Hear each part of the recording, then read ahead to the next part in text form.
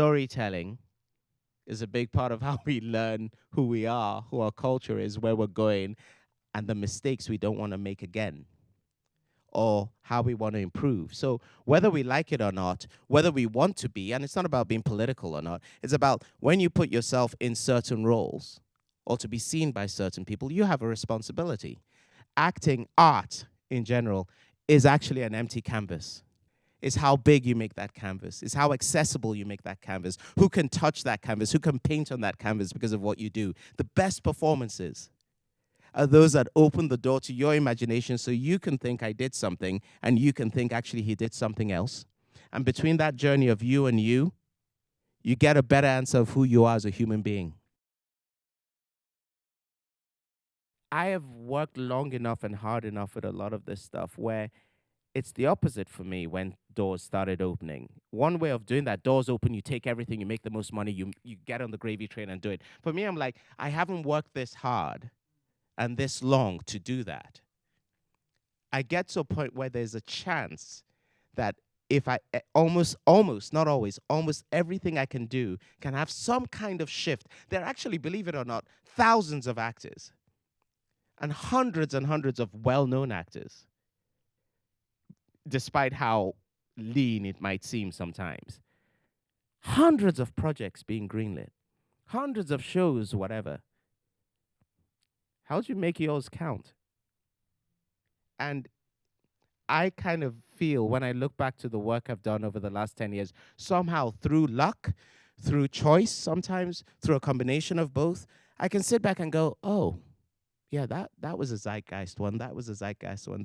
And I feel, because of the journey I've had, because of my influences, I owe it to myself to try and make it a zeitgeisty thing.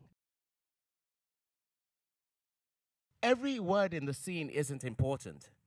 Every interaction isn't important. What's actually important? What's the shift that's going to happen? And I use that word beats because the universe in acting, or at least selling the idea that you're doing this scene right, lies in the beats. If something says, and read all the descriptions, right? If something says X decides to pick up a glass of water, that's not just for decoration. If you're talking, and especially if the other person says something important, and that's where they say X picks up a glass of water, why the hell would you do that?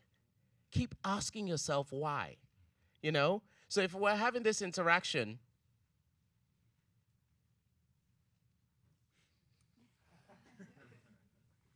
suddenly that's the interesting moment for the camera.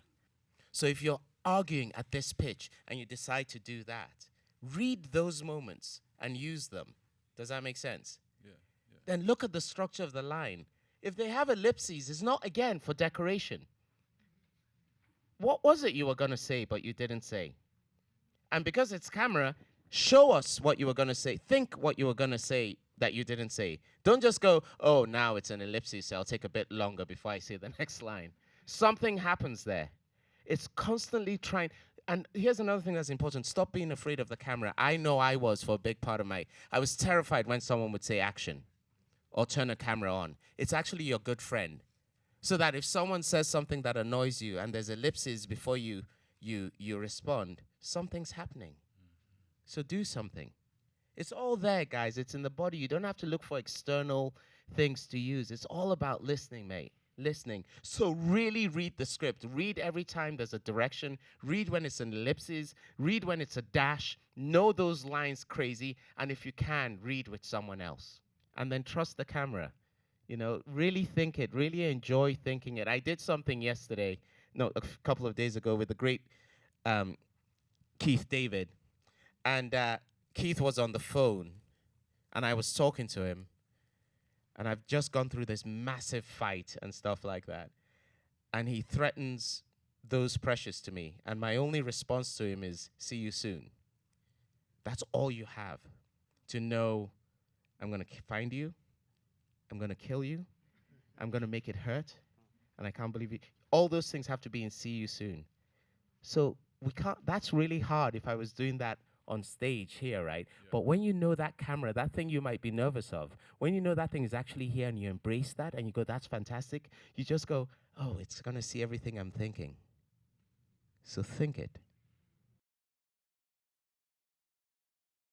It doesn't help to feel something's been taken away from you. My dad, who's 97, God bless him, and still is incredible, has always said to me, what is yours is yours. Do you know what I mean? And I can sit here and be angry about all the work has gone on. Do you know all it took from me to go from doing a recognized show, but still a show on TV, Peacemaker, to playing one of the biggest films of the year in Guardians of the Galaxy, was the director saying, I want you to do this. So I'm the one that's benefiting from that luck. There's always someone who's got to get the job, and there's always someone who isn't going to get the job. And if you let that eat away at you, and I wish I'd got this advice in my 20s, fear just starts building up. Fear. The fact that the biggest gig at the time I'd ever done came from a quick conversation and literally walked into the role, when just weeks before I was trying to convince some first-time director to give me a guest star, tells you how crazy this business is. And that when it's yours, nothing gets in the way of it. When I did Hamlet or Othello or recently Cyrano, if you look in there's more words in that than anything else. Do you know what I mean? Yeah.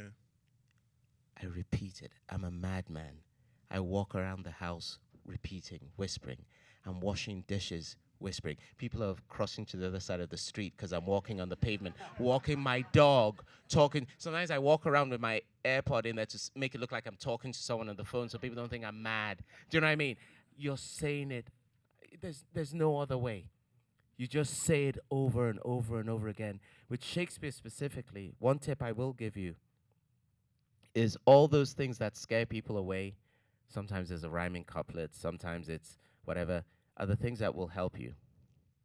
So if you know the line ends on a certain sound and the other word has to rhyme at the end of the other line, you know when you've gone wrong, right? Yeah, If you don't yeah. say the word. But it's repetition. The word for rehearsal in French, répétition. Repeat, repeat, repeat. That's the only way.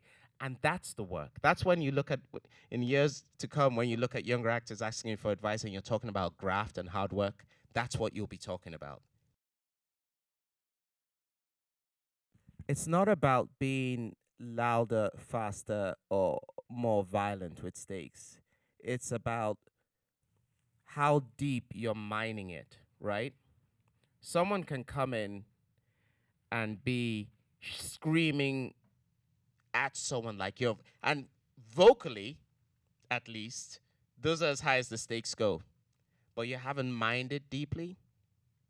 And by stakes, I mean that when you say, I love you,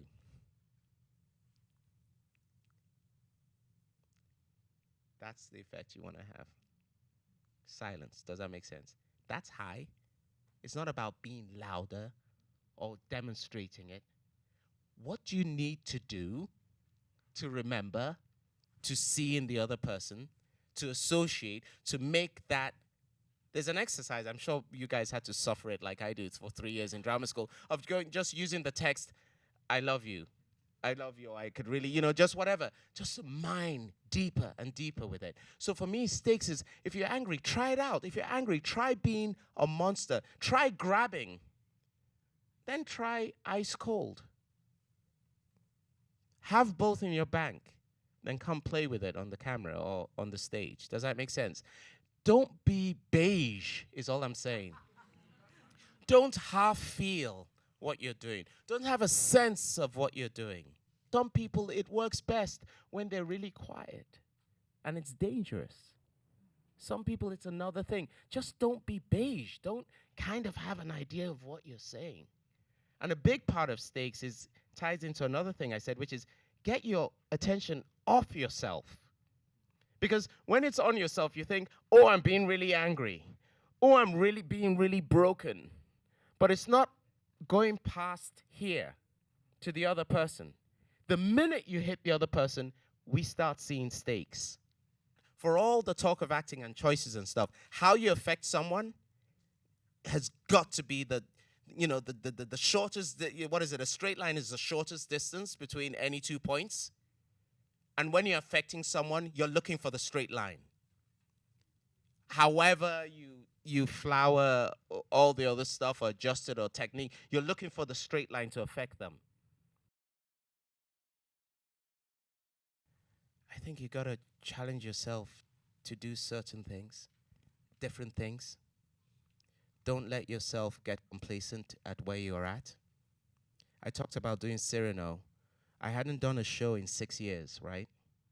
The last show I did was here, Othello, in the park, and then I hadn't done a show in 6 years because I was exploring other things, film, TV, and stuff, and it became very clear to me when I was watching Oppenheimer and watching these actors put in the best performances I feel they'd put in 20 years, that I needed another jolt. My body needed another jolt to do the very thing you're talking about. To bring whatever it is people see in me and keep that alive. Because there's a risk you can settle, right? So I went and did something I hadn't done in a while. And for the first time in my professional life, I was terrified before my entrance. Terrified. Because I'd been off the bike for so long and I didn't even realize it. Does that make sense? So I would say keep surprising yourself. Someone says this and you go, oh, the choices I tend to say yes to most are the ones where I go, they want me for that? And I think if you keep asking yourself that, it will naturally keep you fit. You know what I mean? In that sense. Does that make sense? Because it's not about, because it's so easy. Like, there's shortcuts to casting and there's shortcuts to gigs and there's other considerations that it's up to you to decide how sharp you're going to stay. And that's some of the choices you make. Do I go earn literally 10 times as much with that, which is fine, but I've already done that. That I haven't done. And I'm not talking about some idealistic, artistic. Art died the moment we started getting paid to do what we do. Do you know what I mean? I'm talking about deciding that I want to actually keep being good. And for that, you have to get out of your zone, your safety zone, and what is expected of you, or what you expect of yourself, you know? This thing I said with Keith David is because I realized, do you know what? In all the years, I started this talk by saying, I love Dirty Harry and all these whatever, and I realized I have never been asked to do an action flick. So a young director, first time, is doing a short film, he hopes becomes a whatever, and says, I'm a huge fan, came to Pasadena to see me twice. Can you come do this crazy whatever, work with this stunt team? Never done it before, but that's a challenge. I thought, yes. And I said, I don't care that you're a young kid and whatever. You've got the team, you've got the crew, top notch, let's do it. I needed that. Doesn't matter what happens with the project down the road, but I've done that, I've filmed it, I will have it, I'll be able to look at it and go, I did that. So as often as you can do that for yourselves, please do.